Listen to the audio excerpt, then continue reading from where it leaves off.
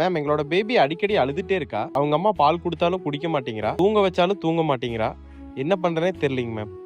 இது மோஸ்டா 6 வீக்ஸ் மேல இருக்கிற குழந்தைங்களுக்கு காமனா நடக்கக்கூடிய ஒரு விஷயம். கோலிக்கி பெயின் சொல்லுவாங்க. யூஸ்வலா அழுகிறத விட கொஞ்சம் அதிகமா அழுவாங்க, கை கால் முறுக்கிட்டு இருப்பாங்க, ஃபேஸ் நல்ல ரெட்டிஷா இருக்கும்.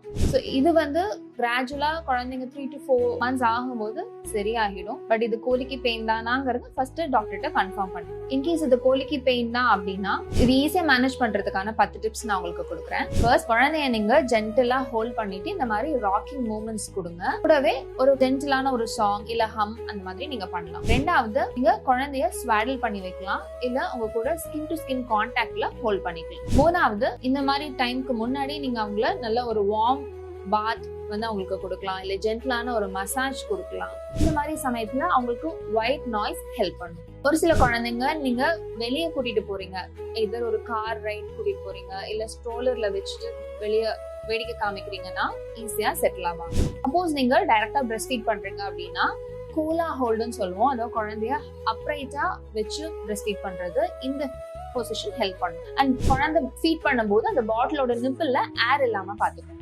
அண்ட் கடைசியா மதரோட மில்க்ல கஃபீன் அண்ட் மில்க குறைச்சிக்கலாம்.